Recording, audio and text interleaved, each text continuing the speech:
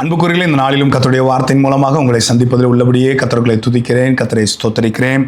கடந்த சில நாட்களாக சிலுவையின் தியானங்களை குறித்து நாம் தியானித்து வருகிறோம். இன்றைக்கு ஒரு காரியத்தை நான் உணர்த்த விரும்புகிறேன். சிலுவையில் கிறிஸ்துவின் சுபாவம் நல்லா புரிந்து கொள்ள வேண்டும். ஆண்டவர் அன்புள்ளவர், நம்மிடத்தில் அன்பு எதிர்பார்க்கிறார். ஆண்டவர் சாந்த குணம் உள்ளவர், நம்மிடத்தில் சாந்தத்தை எதிர்பார்க்கிறார். ஆண்டவர் மன்னிக்கிறவர், நம்மிடத்தில் மன்னிக்கக்கூடிய சுபாவத்தை எதிர்பார்க்கிறார். அது அற்புத அடையாளங்களை செய்த கிறிஸ்துவை பேசுவதை பார்க்கிலும் பூமியிலே அவர் வாழ்ந்த நாட்களில் மரித்தோரை எழுப்பினார், அற்புதங்களை செய்தார், குருடர்களை பார்வடைய செய்தார், எத்தனையோ அதிசயங்களை கர்த்தர் செய்தார், நன்மை செய்கிறவராகவே சுற்றி திரிந்தார். ஆனால் இதன் மூலமாக நமக்கு மீட்பும் மன்னிப்பு வரவில்லை. அவர் சிலுவையிலே மரித்ததினாலே நம்முடைய எல்லா பாவங்களையும் அக்கிரமங்களையும் நோய்களையும் சாபத்தையும் சுமந்து தீர்த்ததினாலே நாம் மன்னிக்கப்பட்டோம் என்பதை மறந்துவிடக்கூடாது. சிலுவையில் கிறிஸ்து வெளிப்படுத்திய சில சுபாவங்களை நான் காண்பித்து கொடுக்க விரும்புகிறேன். பிலிப்பியருக்கு எழுதின நிருபம், அப்போஸ்தலனாகிய பவுல் பிலிப்பியருக்கு எழுதின நிருபம் 2ஆம் அதிகாரம் 8ஆம் வசனத்தை நான் வாசிக்கிறேன். பிலிப்பியர் 2ஆம் அதிகாரம் 8ஆம் வசனத்தை நான் வாசிக்கிறேன். அவர் மனுஷரூபமாய் காணப்பட்டு மரணபரியந்தம், அதாவது சிலுவையின் மரணபரியந்தமும் கீழ்ப்படிந்தவராகி தம்மை தாமே தாழ்த்தினார். கீழ்ப்படிந்தவராகி தம்மை தாமே தாழ்த்தினார். கீழ்ப்படியாமை என்ற பாவம்தான் முதல் ஆதாம் ஏவாளுக்குள்ள வந்தது.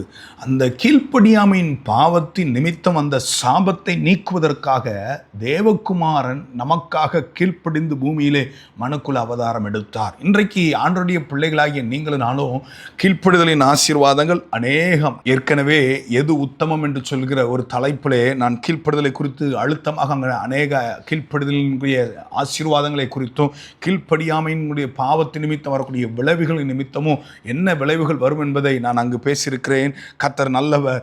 அந்த தலைப்பை நீங்கள் கவனிக்கும்படி அன்போடு கேட்கிறேன். இங்கே வாசிப்போம் என்றால், அவர் மனுஷகுமாரனாய் இருந்த அவர் தன்னை கீழ்ப்படிந்தவராகி என்று சொல்லி வேதத்தில் வாசிக்கிறோம்.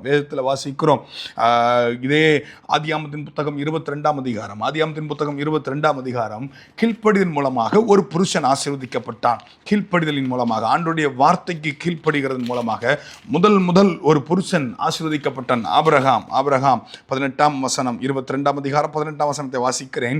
நீ என் சொல்லுக்கு கீழ்ப்படிந்தபடியினால், இதை சொல்லுகிறது யார்? ஆண்டவர் ஆபிரகாமை பார்த்து சொல்லுகிறார், நீ என் சொல்லுக்கு கீழ்ப்படிந்தபடியினால் உன் சந்ததிக்குள் பூமியில் உள்ள சகல ஜாதிகளும் ஆசீர்வதிக்கப்படும் என்று என் பேரில் ஆணையிட்டேன் என்று கர்த்தர் சொல்லுகிறார் என்றார்.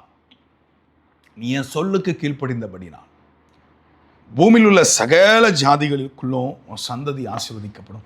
ஆண்டவருடைய சொல்லுக்கு கீழ்ப்படுகிறது மூலமாக வரக்கூடிய ஆசீர்வாதம் அநேகம். 1 சாமுவேல் 15ஆம் அதிகாரத்தில் நாம் வாசிக்கிறோம், கீழ்ப்படிதல் எவ்வளவு உத்தமம், கீழ்ப்படிதல் எவ்வளவு ஆசீர்வாதம் என்பதை. பலியை பார்க்கிறோம், தேவன் கீழ்ப்படிதலை விரும்புகிறவராக இருக்கிறார் என்பதை.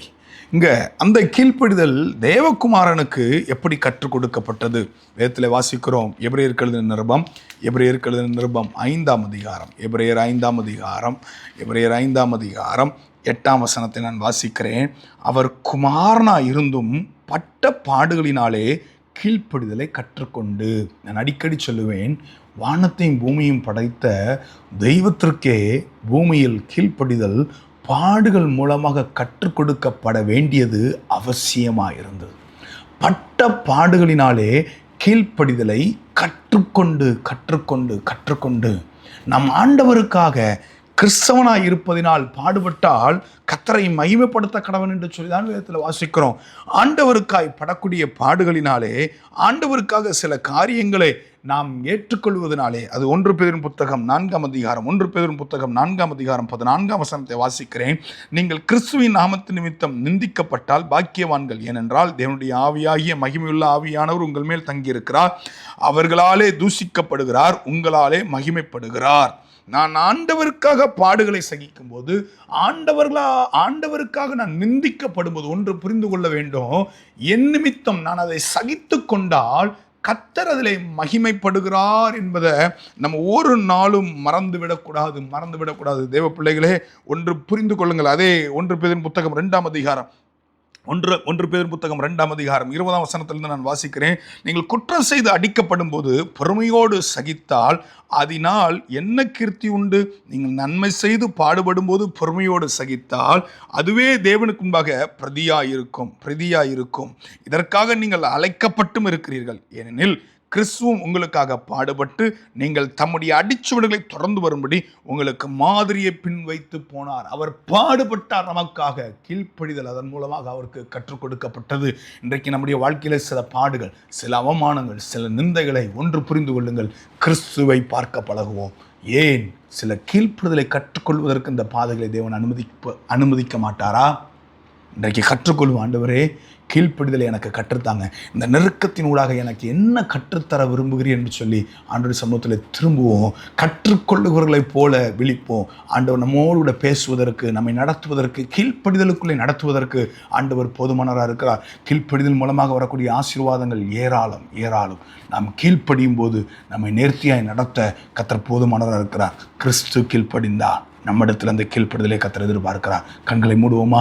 தகப்பனே, நன்றியோடு கூட துதிக்கிறோம், நாங்கள் ஸ்தோத்திரிக்கிறோம் ராஜா. இந்த கீழ்ப்படுதலை நீர் எங்களுக்கு கற்றுத்தாரும் ஆண்டவரே.